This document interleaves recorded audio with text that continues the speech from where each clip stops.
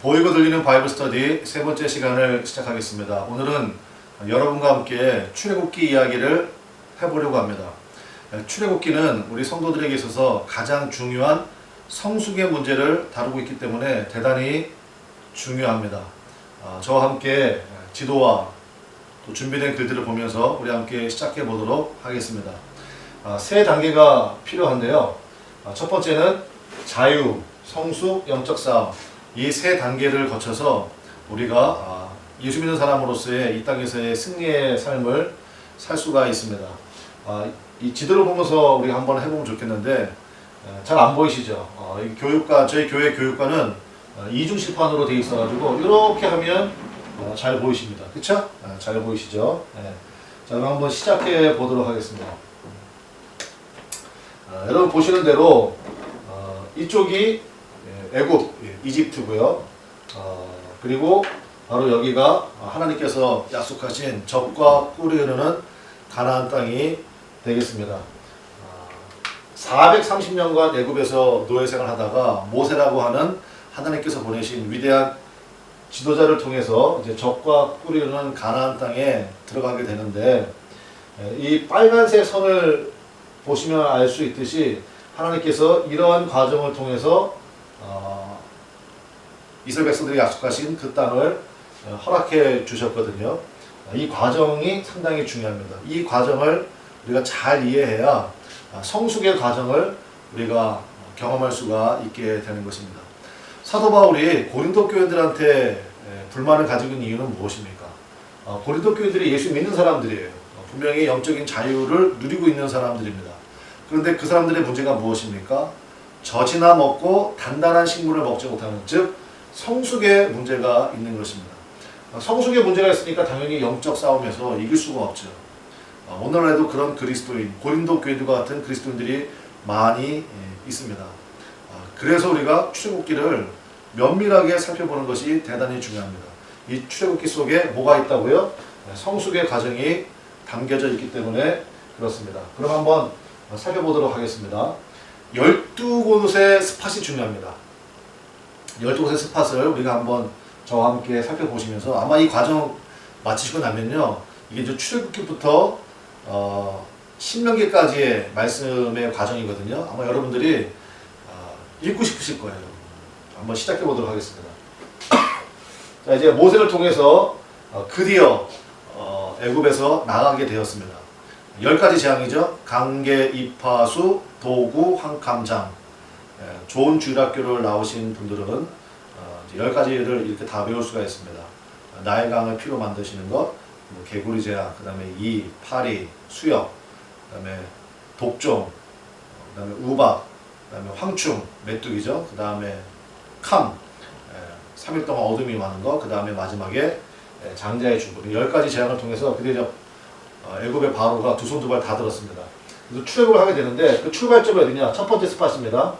바로 이 숫곳이라는 곳에서 출발을 하게 되는데요. 자, 여기에서부터 이제 문제가 시작됩니다. 뭐냐면 이집트에서 가나안에 가는데 그 당시에 모세가 출애굽을 이끌 때, 지금부터 3,500년 전에, 그 당시에는요, 애굽에서 가나안을 가는 길 3가지 루트가 있습니다. 첫 번째 루트는 파란색으로 하나 주셨는데, 첫 번째 루트는 바로 이 해변길이라는 길입니다. 일단 길이 좋고요. 제일 빨리 갈 수 있고요. 지중해 시원한 바람을 맞으면서 갈 수 있는, 지금도 이렇게 하이웨이가 있는 바로 이 해변길이 있습니다. 근데 당연히 애굽에서는 가나안이 북쪽에 있는 족속이 쳐들어올까봐, 또 이쪽 북쪽도 마찬가지고 서로가 이렇게 수비대를 많이 배치해놨기 때문에 출애굽한 백성들도 이 길은 기대하지 않았을 것입니다. 너무 위험하기 때문에. 두 번째 길이 있습니다. 두 번째 루트는요, 바로 이 수르길이라는 루트가 있습니다. 수르길. 아마 출애굽한 이스라엘 백성들은, 야, 이제 우리 애굽에서 나가는 거야? 이제 하나님께서 약속하시는 젖과 꿀이 흐르는 가나안 땅에 가는 거야? 이렇게 예상하고 출발한 이스라엘 백성들은요, 이 두 번째 길을 예상했을 것입니다. 세 번째 길이 있습니다. 좀 험준하긴 하지만 세일산 길이라는 길이 있습니다. 세일산이라는 길이. 그래서 뭐 그 당시에는 사실은 도보잖아요. 1번 루트는요, 저 같은 장정을 기준으로 했을 때 천천히 걸어가면 일주일입니다. 2번 루트 15일, 3번 루트 30일이에요. 아마 그런 예상을 가지고 갔을 텐데 하나님께서는요 숲곳에서 출발하시는데 아래쪽으로 길을 확 꺾어버리시는 겁니다. 이때부터 구름기도 불기둥으로 인도하셨거든요. 첫 번째 메시지가 있습니다. 하나님은 없던 길로 인도하신다는 거예요. 예레미야 선지자가 얘기하는 것처럼 하나님의 생각은 우리의 생각보다 높습니다. 그렇기 때문에 우리는 인도함을 받는 거예요. 하나님 앞에. 그 자세가 신앙인의 기본 자세입니다. 하나님은 없던 길로 인도하신다는 것을 꼭 기억하십시오. 왜냐하면 성숙의 과정을 거쳐야 되기 때문에 그렇습니다. 빨리 가는 게 중요한 게 아니에요. 빨리 가봐야 영적 싸움이 안 되는데요. 성숙의 과정을 반드시 거쳐야 되기 때문에 하나님께서 광야길로 인도하시게 되는 겁니다. 자, 두 번째 스팟이 뭡니까? 바로 홍해바다를 건너게 되는 것이죠. 홍해바다를 건너는 사건을 여러분 출애굽기를 읽어보시면 아시겠지만 하나님께서 밤새도록 동풍을 불게 하십니다. 동풍이 이쪽이 동쪽이잖아요. 사막이거든요. 사막 바람을 밤새도록 불게 하셨습니다. 이유는 뭘까요? 홍해바다를 건넌 다음에 즉각 건넌 게 아니에요. 밤새도록 동풍이 불게 하셔서 홍해바다를 마른 땅처럼 만드신 겁니다. 그러니까 하나님의 인도하심이 얼마나 섬세하고 놀라운지를 우리가 알 수 있죠. 바다만 가르면 뭐합니까? 갯벌인데 갯벌이면 저 같은 장정도 건너기 힘들잖아요. 근데 출국한 200만이 그 중에 어린이도 있을 거고 노약자도 있을 거고 또 발발이 쌓았기 때문에 수레도 가야 되는데 그 수레가 갯벌을 어떻게 지나갑니까? 그러니까 하나님께서 마른 땅으로 만들어 놓으신 거예요. 그러니까 나중에 뒤쫓아오는 애굽의 전차부대도 들어가잖아요. 그러니까 하나님께서 그렇게 인도하신다는 거예요. 바로 여기에서 우리가 뭐를 만날 수 있습니까?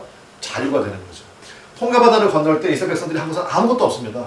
기다리고 있다가 하나님께서 밤새도록 동풍을 통해서 홍해바다를 마른 땅처럼 만들어 놓으시고 건너간 것 뿐이에요. 예수님을 나의 구주로 영접하면 우리 가운데 바로 그런 역사가 임합니다. 두 가지 역사가 임하는데 첫 번째는 우리의 모든 죄에 값없이 속량함을 받습니다. 그래서 그리스도 예수 안에 있는 자에게는 더 이상 정죄함이 없고요. 두 번째, 그 즉시 하나님 나라의 백성이 되는 거예요. 천국 백성이 되는 겁니다. 여러분 그런 경험 혹시 있으십니까? 최근에 저희 교회 집사님 한 분이 새 집으로 이사를 가시게 되었습니다. 제가 가면서 저도 기쁘더라고요. 그 집에 있는 아이들도 너무너무 기뻐하는 모습을 봤는데 여러분 그거하고 비교할 게 아니잖아요. 이미 천국 백성이 된 우리들인데 이 땅 가운데서 더 이상 얘기하지 않겠습니다. 천국의 기쁨을 가지고 살아야 되거든요. 그래서 예수님을 믿음으로 알면 우리가 주시는 자유, 그 자유를 뺏으려고 하는 우리가 바로의 세력은 이 홍해바다 가운데 다 수장되고 이제 더 이상 쫓아오지 못하잖아요. 참된 자유를 얻게 되는 것입니다. 홍해바다 건넌 다음에 여러분 아시는 대로 미리암을 중심으로 해가지고 얼마나 기뻐하고 얼마나 큰 찬양을 드렸습니까? 그런 감격이 있는 거죠. 예수 믿으면 그런 감격이 있는 거 아닙니까? 자, 그리고 나서 이제 아랫길로 가게 되는데 자, 세 번째 스팟입니다. 바로 뭡니까? 마라예요.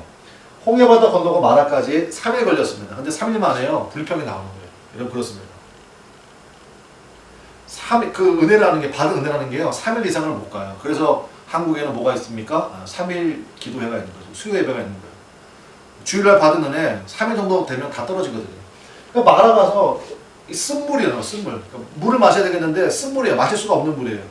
그래서 거기서 원망하고 불평하는. 그때 하나님께서 하나님 자신을 이제 계시해 주십니다. 하나님을 우리가 모르잖아요. 하나님이 어떤 하나님이시냐? 치료하시는 하나님, 여호와 라파. 치료하시는 하나님이심을 계시해 주십니다. 그래서 그 물을 마실 수 있게 되고요. 근데 조금 가니까 밑에 엘림이라는 곳이 있어요. 엘림의 뜻이 무엇입니까? 우물이 12개 있고 종려나무 70그루가 있는 오아시스를 만난 겁니다. 그럼 생각해 보십시오. 조금만 기다리고 가면 하나님께서 다 공급해 주시고 치료해 주시는데 그거를 그냥 불평하고 원망하고 그러면 서로 민망해지지 않습니까? 그러니까 하나님 앞에 조금만 기다리면 됩니다. 여러분 걱정하지 마십시오. 하나님께서 인도해 주시는데. 자, 그리고 나서 이제 중요한 사건이 벌어지는데 그게 뭐냐면요. 여기 엘림을 지났을 때 요때가 딱 한 달 된 거예요. 출국한 지. 딱 한 달 됐을 그때입니다. 그때 이스라엘 백성들이 가지고 나온 양식이 다 떨어졌어요.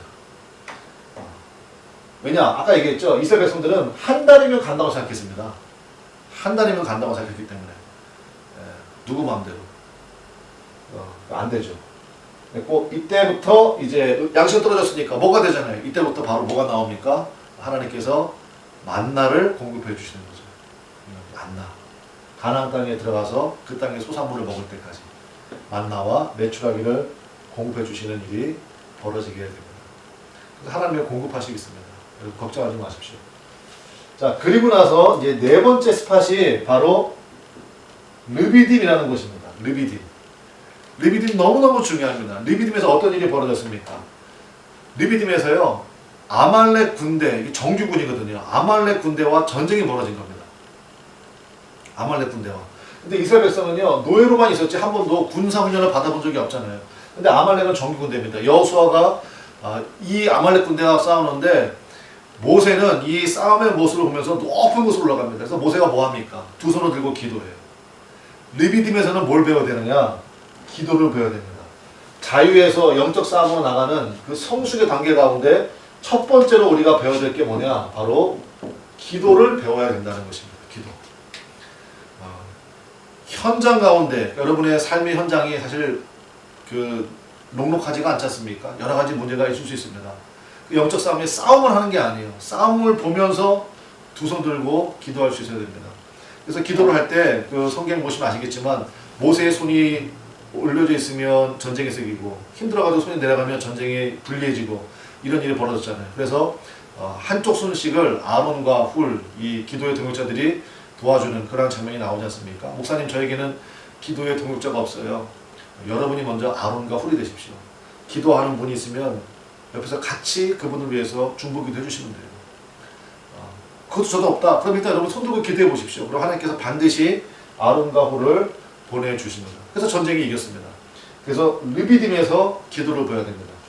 그리고 다섯 번째 스팟이 바로 뭡니까? 시내산입니다. 시내산. 시내산.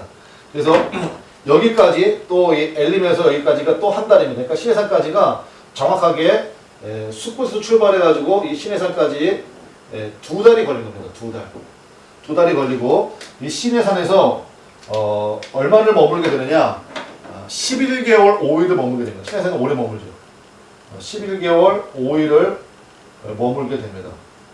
왜 이렇게 오래 머뭅니까? 여기서 뭘 배웁니까? 말씀을 배워야 됩니다. 그래서 두 번째, 성숙을 위한 두 번째 단계는 반드시 말씀을 배워야 된다는 것입니다. 여기서 하나님께서 모세를 불러가지고요, 하나님의 말씀을 주시잖아요. 하나님의 말씀을 주십니다. 그래서 말씀으로 무장하는 것이 반드시 우리 가운데 있어야 됩니다. 여러분 성경을 묵상하셔야 됩니다. 성경 말씀을 열심히 배우셔야 됩니다. 그것이 나에게 영적 무기가 됩니다. 예수님께서 광야에서 마귀에게 시험 받으실 때 예수님 무엇으로 마귀의 시험을 이기셨습니까? 말씀이에요. 특별히 신명기에 있는 말씀을 토시 하나 안 틀리고 그대로 인용하셨습니다. 말씀이 모든 유혹들을 이길 수 있는 힘을 준다는 사실을 여러분이 꼭 기억하셔야 됩니다. 그래서 시내산에서 말씀을 배웠습니다. 그리고 이제 출발하게 되는데요. 시내산에 출발합니다. 시내에서 11개월 5일 머물고 출발. 여기서 성막도 이제 배우게 되고, 성막이 이제 하나님의 영광이 임하는 자리잖아요. 그래서 성막을 이스라엘 정 가운데 모시고 출발하게 되는데, 그 다음에 여섯 번째, 일곱 번째, 여덟 번째 스팟을 함께 보도록 하겠습니다. 이 다베라, 기브로, 핫다와 하세로, 이 세 군데는요, 간단하게 얘기하면 원망과 불평을 해가지고, 다베라는 불사름이라는 뜻이고, 기브로, 핫다와는 탐욕의 무덤이라는 뜻이고, 이 하세로에서 모세의 누인 미리암이 문둥병 걸리고 이런 일들이 벌어지게 되었습니다. 세 번째는 뭘 배워야 된다는 겁니까? 원망과 불평의 반대말이 뭐예요? 감사죠, 감사. 기도를 배우고 하나님 말씀이 있어도요, 아직 가나안 땅에 못 들어갔어요. 적과 꿀이는 땅에 못 들어갔어요. 우리 시대에 가면은 아직 축복을 못 받을 수도 있습니다. 여전히 하나님의 공급하심은 있지만, 여전히 만나는 먹지만, 메추라기는 먹지만, 구름 기둥과 불 기둥의 보호하심은 있지만, 아직 하나님께서 약속하신 것이 오지는 않았잖아요. 그렇다고 원망과 불평하면 안 됩니다. 감사가 있어야 돼요. 그래서 기도, 말씀, 감사, 이 세 가지 훈련이 되어야 성숙의 준비가 되는 것입니다. 그리고 나서 이제 정말로 중요한 포인트인 바로 가데스 바네아라고 하는 곳에 도착하게 되었습니다. 여기서부터 여기까지는 얼마가 걸렸느냐? 6개월이 걸렸습니다. 6개월. 그러면 한번 보십시오.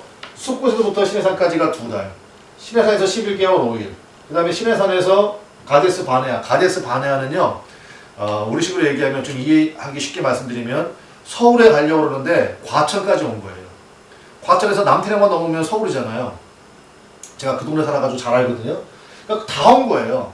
그러니까 여기까지 온 겁니다. 그리고 이제 여기서 쑥 들어가면 되는데, 믿음의 결단을 가지고 들어가면 되는데, 여기서 12명의 정탐꾼을 파견하죠. 각 지파별로 한 명씩 뽑아가지고 각 지파별로 가장 유능하고 가장 똑똑한 대표 한 사람씩 뽑아서 이스라엘 땅을 40일 동안 정탐하게 되는데, 정탐하고 와서의 보고가 무엇이었습니까? 12명 중에 10명은 못 들어간다는 거예요. 가나안 땅이 빈 땅이 아니거든요. 이미 가나안 7족속이 거주하고 있었습니다. 그 당시 이 사람들은 이미 철기 문화를 가지고 있을 정도로 강력했습니다. 그러니까 쭉 살펴보고 와서 못 들어간다고 했습니다. 이 사람들은 안악자손, 안악이라는 뜻은 자이언트라는 뜻입니다. 이 사람들은 거인이고 우리는 그들이 보기에 메뚜기와 같다. 이 사람들은 최영만이고 우리는 김병만이다. 이런 얘기를 한 거예요. 김병만을 무시합니까? 정글에 가면 김병만이 얼마나 센데? 그러니까 나머지 두 사람은 무슨 소리 하는 거예요? 여기보다 훨씬 강력한 애굽을 우리가 어떻게 나왔느냐. 전능하신 하나님의 손을 의지하면 넉넉히 들어간다는 거예요. 이 사람도 우리의 밥이라는 거예요. 그러니까 보십시오. 하나님의 원래 계획은요, 숲곳에서 출발해서 자유와 성숙의 과정, 그러니까 여기서부터 여기까지가 백보 양보해봐야 2년입니다. 그러니까 하나님의 2년 안에 끝내고 들어가기 원하신 거예요. 근데 여기서 못 들어간다는 거예요. 그래서 이스라엘 백성 전체가 여호수아 갈렙 두 사람의 얘기를 들은 것이 아니라 나머지 10명의 얘기를 듣고 좌절과 낙심을 해버렸죠. 그래서 하나님께서 뭐라고 말씀하십니까? 중요한 원리가 있죠. 너희 말이 내 귀에 들리도록. 그러니까 평상시에 여러분이 무슨 말씀을 하시는가가 대단히 중요합니다. 기도 많이 하시고요. 말씀을 여러분 많이 먹으시고 감사를 넘치게 하면요, 여호수아 갈렙 같은 말이 나오는 거예요. 근데 이스라엘 백성은요, 그게 안 되는 거예요.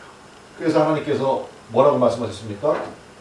너희 말이 내 귀에 들린 대로 back to the desert. 바람 광야라는 광야.